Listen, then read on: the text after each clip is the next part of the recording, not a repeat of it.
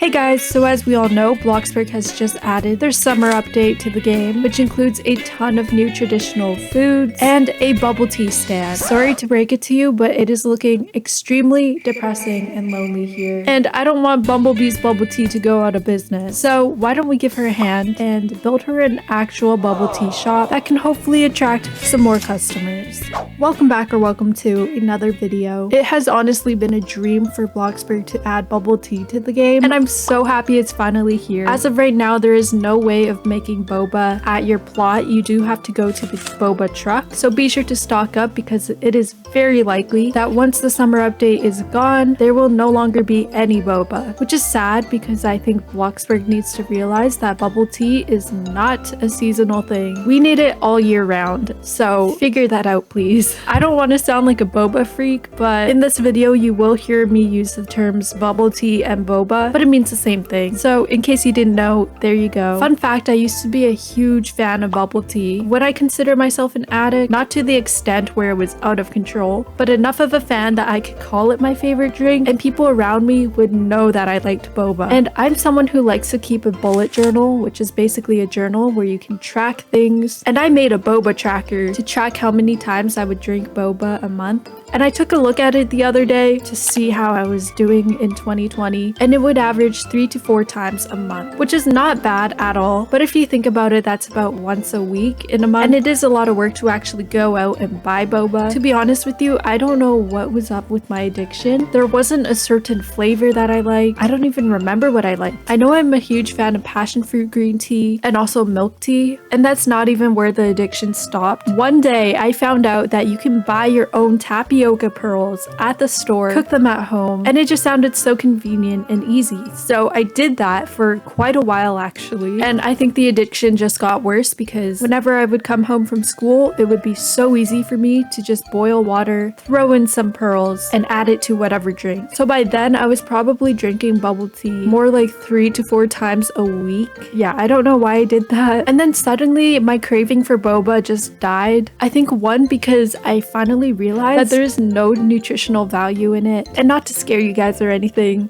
but this might scare you, but I heard the story of someone who consumed too much boba, that the actual tapioca pearls did not digest properly, which resulted in them in the hospital. That didn't scare me too much because, okay, maybe that did. But yeah, I just finally stopped. And I kid you not, I was just about to go get boba with my friend the other day, and we checked out the menu online, and guys, a mango slush is $10. No, thank you. I could buy a lunch with that money. That was a little silly. I don't have that type of money to be going out and buying boba for $10. Spoiler alert, my friend and I did not get boba because of the prices. Inflation is crazy. I imagine how burgers are probably one day going to cost $50. Like what? If you were to ask me if I like bubble tea today, I would say yes, but I see it more as a treat. Back then I was treating myself like on a daily, but now it's more like once every 2 to 3 months, very rarely. But yeah, I just don't think it's worth it anymore. It honestly would have been a dream for me to work at a boba shop maybe 2 to 3 years ago. That would have been the best job ever. I don't think I can imagine myself working under stress as a barista though. Even at coffee shops, I feel like it's just too much, and also you have to memorize an entire menu, make specific modifications for certain customers. I feel like I would have to get good at one thing and stick to it. Like if someone ordered a matcha oat latte, for example, and substituted oat milk for, I don't know, regular milk. My goodness, it's called oat milk latte for a reason. That would just completely throw me off because oat milk latte is literally an oat milk latte. Why would you change it? Props to all of the baristas out there. Don't get me wrong, they're good at what they do. I just can't imagine myself doing that, and that's a total skill issue on my end. Anyways, I used to post so much about bubble tea. It was not even funny, especially when I was in grade 8. I'm going to take a look at my Instagram archives. I'm going to screenshot this right now and put it on the screen. This is the type of content I would post on my Instagram story. Girl, maybe this was an addiction. There's quite a few posts. I forgot about this. I was gifted this bubble tea lamp from my parents, and it was the cutest thing. I just remembered it. It's on my nightstand. It doesn't work anymore. I haven't changed the batteries in a long time, so it's kind of just sitting there as decoration. And funny story, actually, the pearls inside move around and all of a sudden they got stuck to the side of the bubble tea. So when it lit up at night, it just looked creepy because there were pearls on its face. So I actually reached out to the manufacturers and I was able to get a second bubble tea lamp, but for free. And so now I have two of them in my room. One of them is just sitting on my shelf and then the other is on my nightstand. So freaking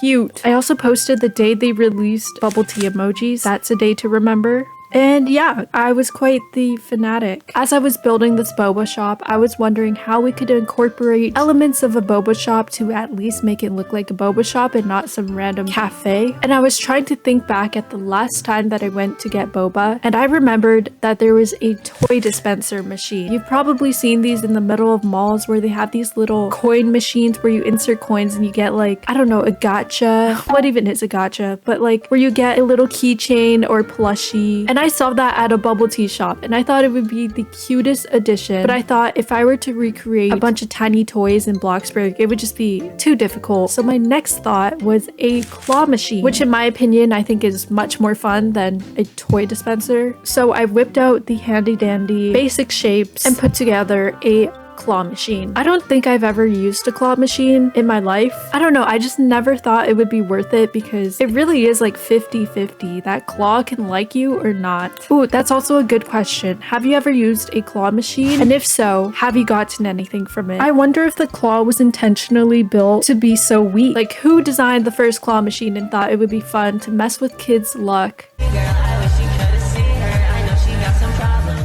Alright guys, Bumblebee's bubble tea is now complete. I am so happy with how it turned out. I did try to use some more structural to give it that more realistic look. I can totally see this building being part of a town, so comment down below if you think I should start one. So over here we have some outdoor seating. I did go back to using plant decals and I love how it just adds so much color. And here is how it is looking. So beautiful. We have very high ceiling, lots of natural lighting. So by the entryway we have some seating, and here is the claw machine that I am very proud of. It turned out so cute. Heading over here, we also have a little workspace if you want to enjoy your boba, but also get work done. We also have some plant decor up here. Heading over to where the customers go to order. Over here, I have made my own custom menu with all of the boba options, as well as the ice and sugar levels. We also have an iPad here with the tipping option. I thought this was a nice detail because I always see this at bubble tea shops and I always press no tip. And here is the boba making